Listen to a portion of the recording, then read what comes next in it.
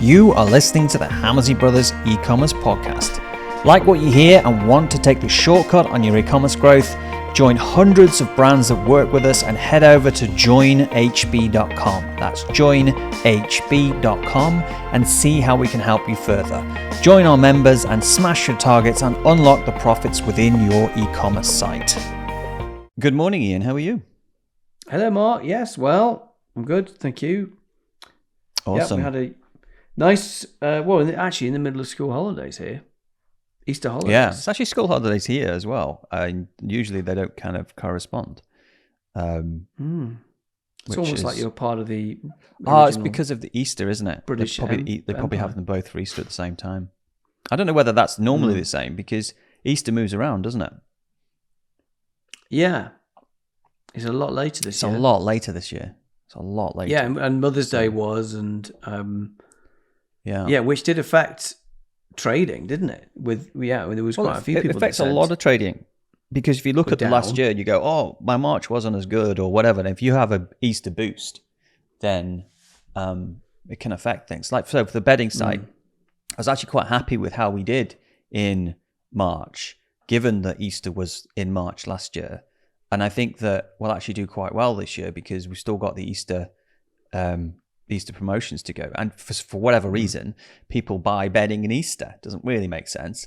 To be honest, like you could say people buy bedding in Easter because it's spring and they're getting ready for the summer. But people buy bedding in New Zealand during Easter as well. So it's something about Easter. I think it's change. I think it's change of season. I think you also you have friends over to stay, and you come out of hibernation. I think it's long weekends. Long weekends always are good sale weekends. They just are. And well, I think that people. Sorry to interrupt you. Just talking about bedding. Yeah. I was looking at the figures last year for the bedding site, and I was like, bloody hell, what the hell were we doing last year? They were terrible. I mean, this year, we've trebled it. we had appalling March. Yeah, but that's because we ran out of king size sheets, white king size sheets. Yeah, we did have a problem with. Yeah. And I was speaking to James about that last night, and I was basically saying that because this was what we're going to talk about today. We're going to talk about market updates and what we're doing, and some people are struggling a little bit at the moment in England if they sell something to do with the weather related. So like basically it hasn't rained in England for 5 weeks, and people who sell like rain coats and umbrellas and things like that, they haven't got the sales that they expected to get.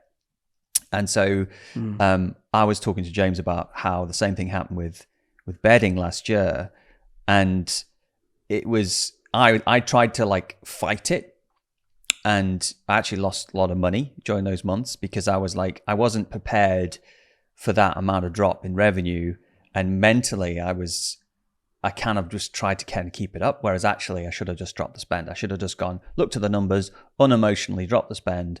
And, because basically if you look at the numbers now, 3 months later, we were back in the game and it was really, it was firing again. And nothing changed in our strategy or on the site other than, the stock came back and the market picked up. But I actually remember I was looking at the figures today, and your new customer ROAS, first time customer ROAS, went down to 165 so for every pound or dollar that we spent, we only got $1.65 back of new customers. And the minimum really we should be operating on is about 280. Of which, and we're now on a 295 at the moment. It was nothing more than me being stupid. It was nothing more than me just kind of going, I don't like doing a third of the revenue I normally do, so I really want to spend some money to try and like get myself out of the hole. And it's just like, you can't. Someone's fundamentally not there, like not having stock. Like if you sold Christmas trees and you got out of stock of Christmas trees and you'd only got, I don't know, baubles in. You can't do it. It's just not what it is. And so I think that the number sheet that I'm using now is the one I use in the course and everything else, and everybody's got a copy of that. I didn't have that I wasn't using it in the same way, and that would have saved me. But it's just one of those things. You sometimes just can't push something.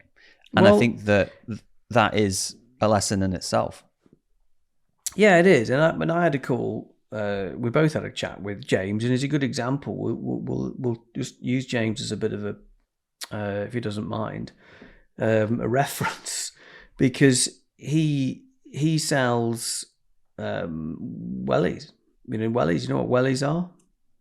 I know what wellies are. Do you know what wellies are? Well, in America, they're rain boots. Well, yeah. I obviously I know you know what wellies are, but I think basically the stuff that when it's wet, go out and put them on your feet. And he said that he's been emailing us both. He's in the Love 2 program. And he's a really nice guy, and mild panic, I would say. Escalating mild panic and looking at everything, looking at is it the site, is it the Google Shopping, is it the email, is it the offer architecture, what's changed? I was like, well, what have you changed? Well, nothing really. I say, well, what has changed? Well, the search traffic's changed, hasn't it? And the search traffic has dropped massively because the weather has been so extreme that I think you said you've had 1 millimeter of rain in the last 4 weeks or something like that. So it's been a very unprecedented spell of dry weather. And but it's now going to start raining again. It's the forecast. Well, if one thing the UK can days. do, England can do, is rain. It's usually pretty consistent at that. Yeah. So it should be okay. It should be okay eventually. Listen, I won't have a bad word to say about the UK. I think you can't say that sat there in your New Zealand office, leaving the rest of your family abandoned. Well, it does rain here as well, Ian. It does rain here as well, but and usually it's just like kind a of monsoon, rain, isn't it? Absolutely monsoon, and then they go, oh, we haven't got enough water in the reservoirs. I'm like, stop it going into the sea. It's just ridiculous. Anyway, I digress. Yeah. So, well, let's bring the topic to what we actually want to talk about. We wanted to talk about market update. Obviously, we want to talk a little bit about the tariffs that's going on now. Neither of us are expert on the tariffs. Can I just stop by a any second? shape or force. Yeah. Wait a second, because I was gonna neatly segue into this. So the reason why I started talking about the weather and leading into what we were talking about is because what do you do when the market changes? What do you do when there's a big disruptive thing going on externally to you? So these things now, the weather, you've got no control over it. Trump, got no control over Trump. Got no control over the market conditions. What do you do in those moments? And so the Trump tariff is an example of a massive, massive disruptive force that you have no control over. So what do you do in these moments? And it's the same thing about the weather. It's exactly the same thing. No difference. And I think probably the useful thing is, I guess you and I have seen many, many seasons of disruptive behavior. So we'll pretend to be a little bit more calm about it because we know these things play out in some way or another. But how do we approach it? Sorry, so you can carry on talking now, but I thought you were going to go delve into tariff rates and all those kind of things. No, I think obviously we should probably just talk about the main. I mean, the de minimis is going away. So basically, before you could send something up to America and it was $800 and you didn't pay tax on it. Now it's going to be 120, 140. God knows what it's going to be by the time the podcast comes out. But basically, it's going to be you're going to be paying something. So the likes of Temu and AliExpress and all those kind of stuff is going to be affected, and also people selling stuff over there. But like I was saying to you before, I think that whenever, it's a new tax, isn't it? Whenever there's a new tax come out for personal tax, income tax, business tax, there is an industry that springs up that immediately works out ways or tries to work out ways around it. So I've already heard about Chinese suppliers saying, instead of they'll sell you the cogs and they'll say, well, that's the cogs, then we're going to charge you a service fee. And so you'll only get tariffs on the cog part, not the service fee. And so, there's going to be a cat and mouse thing with all of those kind of things that's going to go back and forth over time. And like all the Louis Vuitton bags, they're not worth anything really until they've got the logo sewn on. So all they have to do is sew the logo on in America. There's going to be so many things that will happen. But I think that in terms of the immediate, for us small businesses, and obviously we've got clients inside US and we've got clients outside the US who sell into the US. And so I think it's pretty obvious what's going to happen. Like if you're outside the US selling into the US, all people are going to do, like they are going to see whether the model still works, right? They'll try and either push the higher prices onto the consumer, or they'll try and see whether the ad costs come down because everybody's in the same boat.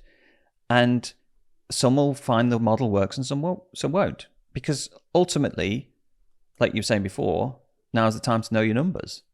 Yeah. Well, yeah, that's right. So I think what happens here in any event like this, there is always an emotional immediate reaction.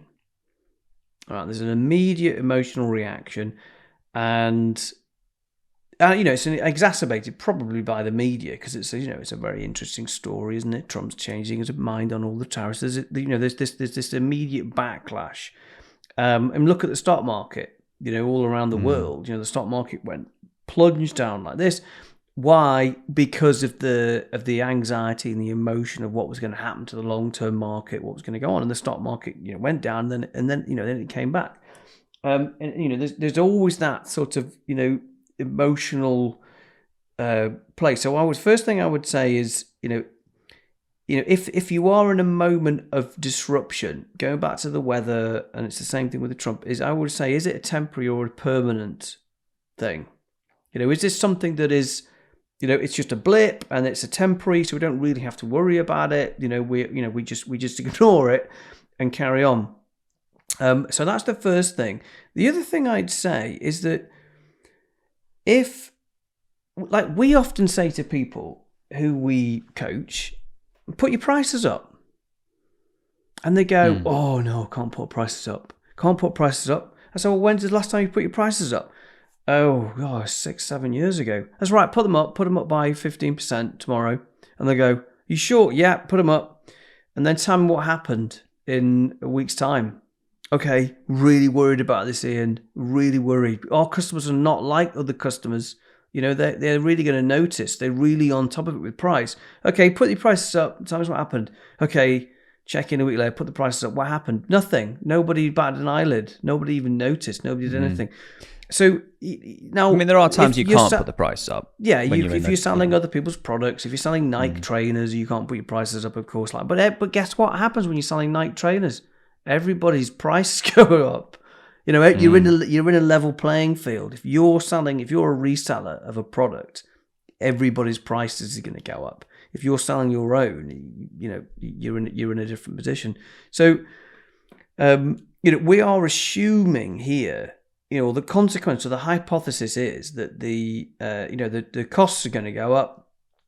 The brand, your e-commerce, if you're sat in America, you're assuming you won't be able to absorb the margin. You're going to have to put your prices up, which is going to affect conversion, and it's going to affect your ROAS. People are going to drop off. They're not going to buy anymore.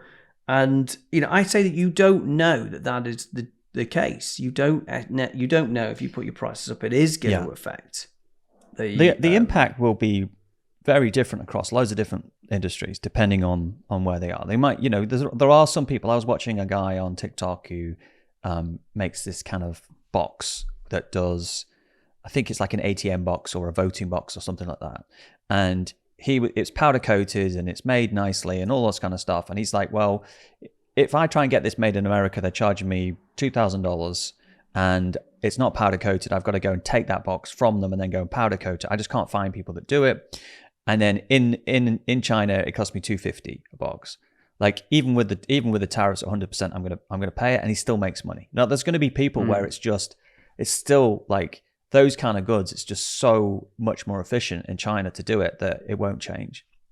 Where it will change, I think it will be those goods where people are buying stuff from like Primark in the UK, like a Primark version of Primark in Temu and all those kind of stuff. That's all going to change because that decoupling of those kind of products is going to change. And I think there's going to be a shock to the market because it happens so fast. Like, it happens so fast without any warning. And there's a lot of people who I feel really bad for. Or like, they'll just think about all the people in America who've just decided to start an e-commerce brand. They've gone and got their product mocked up, and they've put their first order in, and it's on the boat, and they've put all their money into it. They've put 60 grand into it, and then suddenly it lands, and now they've got to find another 60 grand or more for the product that they didn't expect to find. So there's going to be that immediate fallout of all those people who effectively are running tight margins. Because who isn't? Who isn't running a tight margin? Who isn't running? No one's like going, oh, well, I'd really like to have a 70% margin, but, so I'm going to set it at 70%. Like, the market dictates the margin you can really afford to have. It's not like someone comes along to us and goes, oh, I've got a 45% margin, and we go, oh, just change your margin to 80%. There you go. It's like, it's not that easy, is it? So I think that the margins will have to be absorbed either by the consumer or by advertising, or the companies will pull out of the market, because they're already quite tight. But ultimately, if you can't absorb the margin, you will of course have to pass it on to the consumer. Yeah. What we've got to be careful of, and I think what everybody's got to be careful of, is that it doesn't trigger a kind of mass reduction in consumer spending, because that could have big effects across everything. And I think that's the danger. And I don't really know. I mean, to be honest, it seems like everything changes so fast that effectively whatever news comes out, then they'll change the policy based on what happens and those kind of things. But you can see. Well, I think, right. Well, I mean, the media's coming out and saying, look, we're going to, potentially heading into a recession. Do you know what? We've talked about this. If you go back, we've said that on the podcast, coming into recession. But what tends to happen is, when there is a market disruptive act like this, it can work well and it can work bad. Some businesses are going to benefit, and some businesses are going to have difficulty. It's like, I would say, imagine if you have a ladder. All the rungs of a ladder, and you are in the middle of the ladder, and there's a customer who will go up to the next level, and there'll be a customer that will come down. So we were chatting to a US business the other week, and he was selling a business to business part, really, and his model was essentially buy it online, and they cut out the contractor cost who put their fee on. And of course, his prices are going to go up because his cost price is going to go up. But he is still massively disrupting the price because he's supplying it direct, really, from the wholesaler without the kind of local. If you think about, look at the hose, the hose manufacturer we work with, those kind of guys, and he's like, well, traditionally this is a model where in the US you would go to your local building merchant supply, and they would charge you this hose fitting, and it would be like $25, and we'll sell it for like $16. So we're massively cheaper, and that's how we're being disruptive. So guess what's going to happen? The companies now go back into the local building contractor and say, you've got the hose. You go, yeah, it's $30. And they go, bloody hell, yeah, we've had to put the prices up, mate. We've had to put them all up. So you're going to come online and have a look. Can I find it cheaper? So it opens up the market because it's disruptive. And you often find that those guys that were happy to buy from the local building contractor now start looking online to see if they can get it cheaper. Yeah. I mean, like, if you think about our audience of people who watch our podcast, we are small, medium businesses. We're not like, we're not like the big Fortune 500. We're not the huge companies. We are the people that are running mom and pop e-commerce businesses up to, some of them are pretty big, but you know what I mean? That's where we are. Well, you effectively, from between probably 500,000 up. I mean, obviously startups, but then 500,000 up to probably 20. Yeah, that's kind of like the core. Million. And so, yeah, like if you look at any time, like it's when there is disruption, you can be a disruptor. Like, so effectively what you're saying is that when something's being disrupted, the buying habits will change. When buying habits change, new businesses get created. So I was just looking at ChatGPT and I was saying, well, what businesses got started during the Great Depression? And like, I'd know today, and it's like Revlon, Hewlett-Packard, Morgan Stanley, Kentucky Fried Chicken, Toyota, Procter & Gamble. Like there were huge amounts of companies that were built during that disruption. And the reason was they were allowed to start is because the market fundamentally changed, which then allowed them to have the opportunity to sell. And so, we are nimble, we are small, we are able to change tack very, very quickly. And we can come into markets where there's a clear need. And the big companies, they get wounded and then they have to lie down for a bit. They have to lie down. They can't change. They've got huge stocks. They've got huge amount of staff. It takes them about 3 months to make somebody, like that whole department redundant. They don't do anything. Like all this change that has to happen. Well, also it takes them months to even make a decision. Never mind. Yeah. And roll it out. A decision to get it. Yeah. Well, it's like trying to stop an oil tanker, isn't it? I mean, it's just a beast. Yeah. So slow to adapt. And we're sitting there and we can jump on trends, we can jump on different things, and we can make different things. And I think that what will happen is throughout this disruption, you will look at it in 5 years' time and 10 years' time and you say, why didn't I see that? Why didn't I do that? And that's effectively what you've got to do is you've got to spin out business models and try different things and see what sticks. Like it's the same as normal. It's the same as normal. It's like when we started with the bedding company and we threw out one version of it and it didn't work. And we threw out another version and it didn't work. And then we for the third one and it was like, okay, we've got it. We know the offer. We know where the margin needs to be. We know the recruitment ROAS. We know the kind of quality that people want. And so, right, that's where we're at. And you've got to be just throwing out those little experiments, haven't you, at times of disruption? Well, I'm going to make it even clearer than this. Than throwing out experiments. I think ultimately, you have to know your number sheet. You just have to know your number sheet, which is why, going back to the original conversation about the weather and hey, last year, you were trying to chase the revenue. You were spending more and more and more on Google Ads for one of our businesses, and the new customer ROAS was dropping. And you were like, oh God, panic.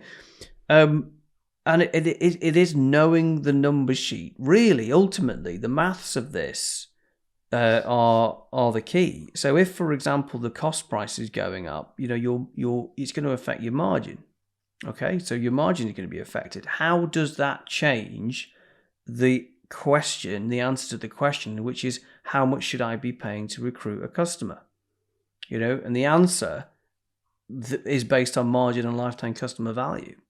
So it is purely a mathematical question. The Trump tariffs, the weather, the market disruptors, what's going to happen with the Chinese suppliers coming in, with this change of the entry point for when the tariffs come in, and it is literally a mathematical question, and we really don't necessarily need to hypothesize about how the market's going to react, if we know how it's changing that ultimate question, which is how much we should be paying to recruit a customer. And it's a very simple one. If you've got the number sheet, you know the answer to that.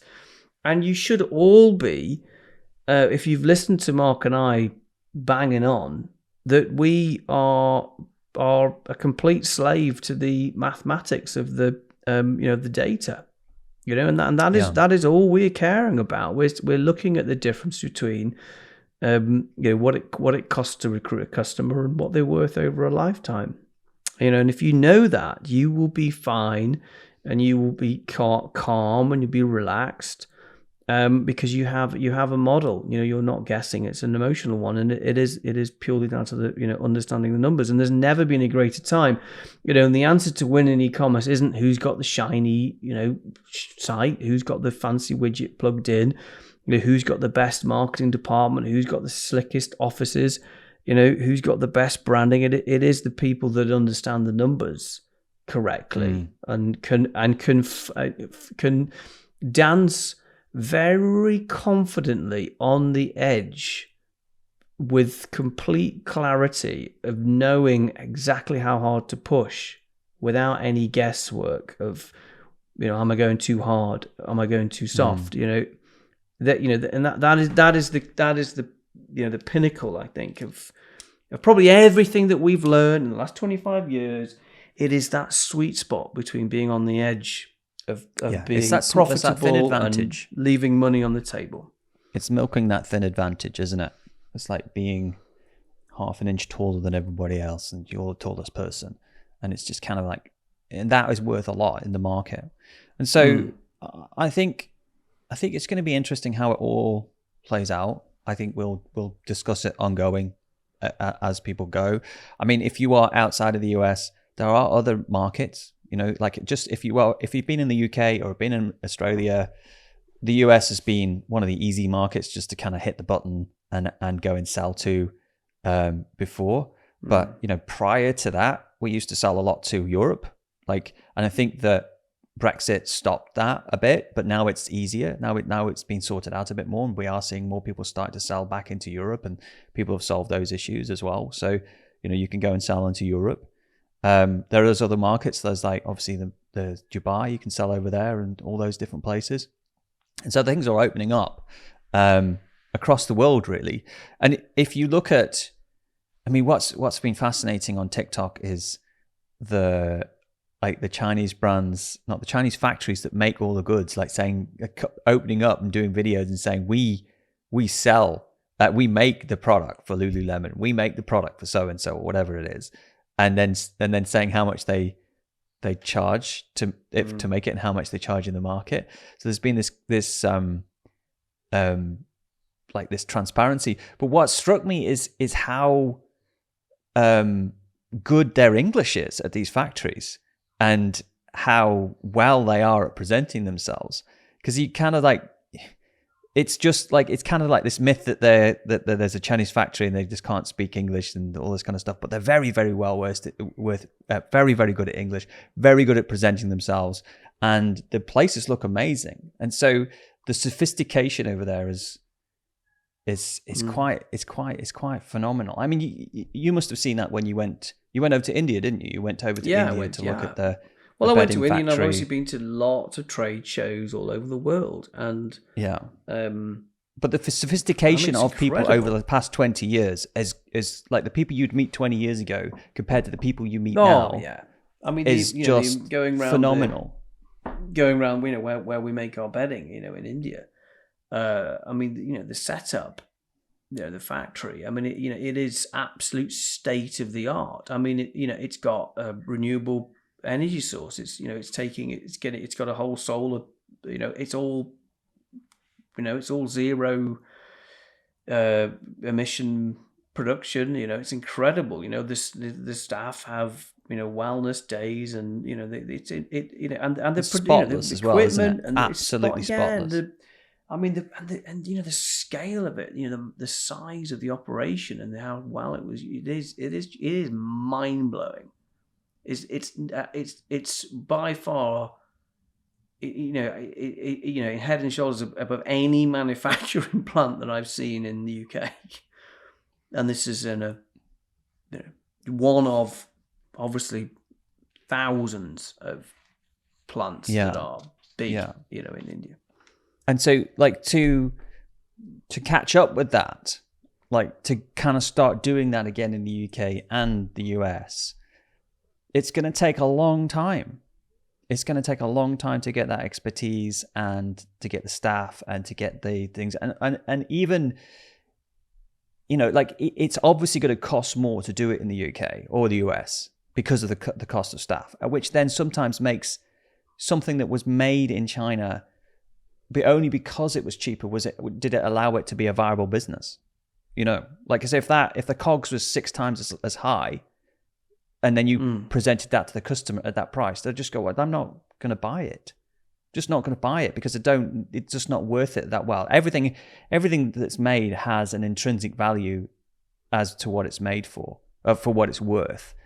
And so obviously if the price of something goes down, then everybody has one. It's very much like, when cars came out, like only the super rich had them because they were just ridiculously expensive. It was only as the price of the individual car came down, like Ford came out with a conveyor, the production line that made cars down to a price where everybody could afford them, because the value of a car and the value that it was cost was reasonable. But if Ford suddenly came out with a car 5 times as expensive, he wouldn't sell any cars. No, would he go back to horses? The time where the Model T Ford came out, they were coach builders, weren't they? They were all little custom. Yeah. Basically making them, by hand. Yeah. Yeah.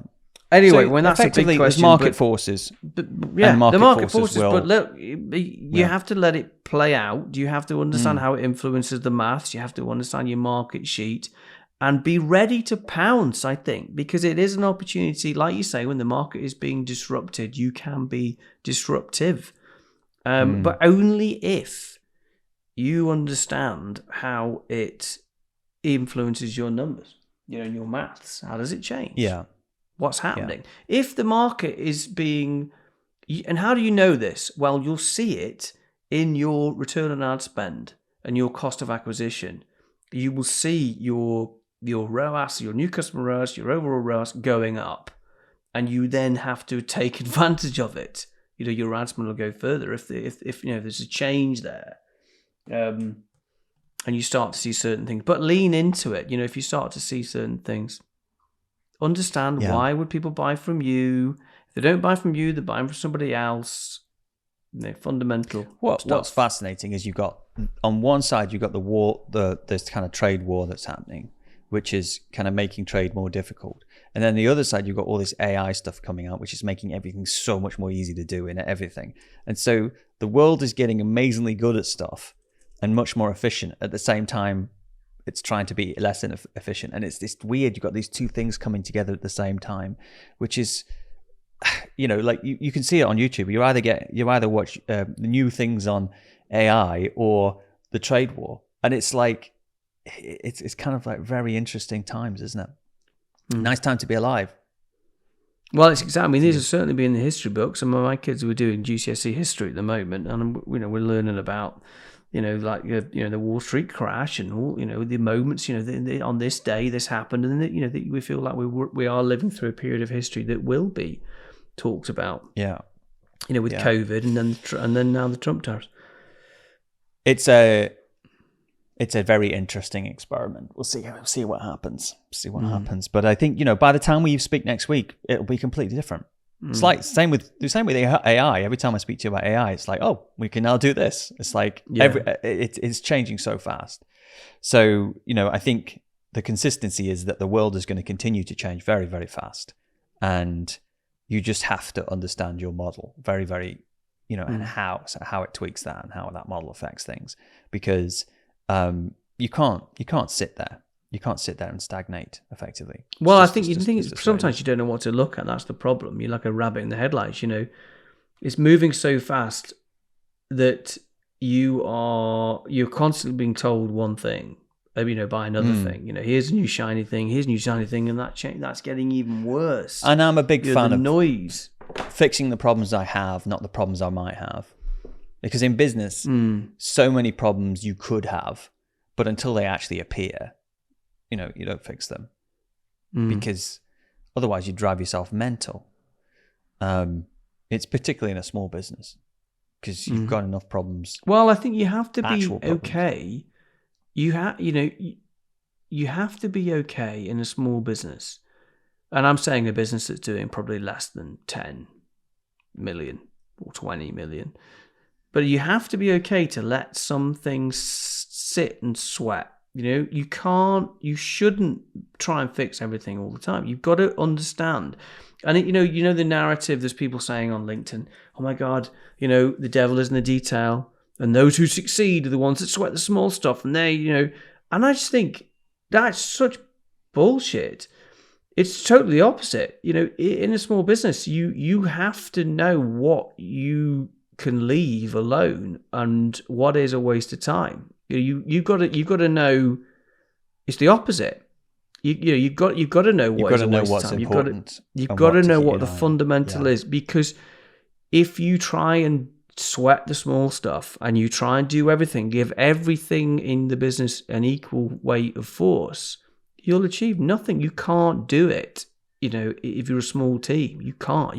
You have no choice but to eliminate things that are less important, and you have to know. So what is important? Knowing your numbers, understanding how it influences the maths, having that in front of you, tracking your profit daily, and making hay while sun shines, and leaning back when you can't.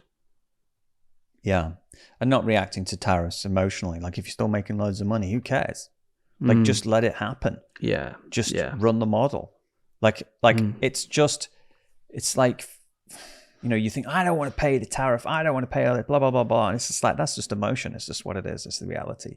Like, if it works, it works. If it doesn't work, it doesn't work. Like, that's all you've got to think. And move on.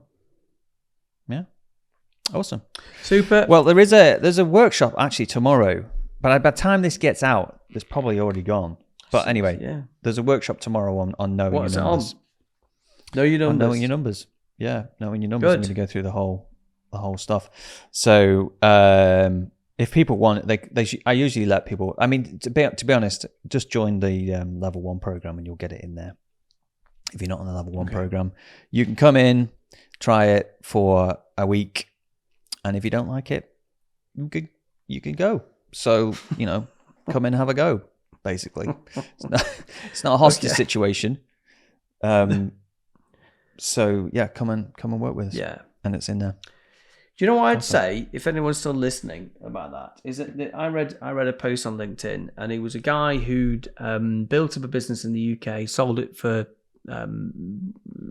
his stake for hundreds of millions, and he got it to 2 billion. He said, if I'd known now what I did, if I'd known 40 years ago what I learned in the lifetime of growing this business from 0 to 2 billion, I could have done it in half the time. And I think there's something in that message that really struck with me, that if stop. I think most of the people will figure stuff out, right? You're all intelligent people. You're entrepreneurial. You're listening to this podcast. You're interested in e-commerce. You'll figure it out. Like, you will figure it out, right? You'll figure out the things that make the difference, that move the needle, and eventually, and maybe that's going to be a couple of years, 3, 4, 5 years. You'll figure stuff for some, on the journey. You go, oh my God, I figured it out. Well, the biggest thing I think is just accelerating that. It's just figuring stuff out much, much sooner than you would inevitably do on your own. And why not? Look, we're all here to make a profitable business, as quick as we can.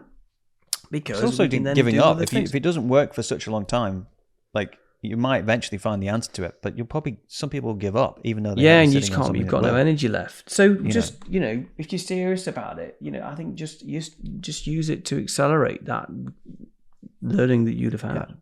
Yeah. Anyway, stop messing about. I'll see you soon. Okay. Cheers. Bye. Bye.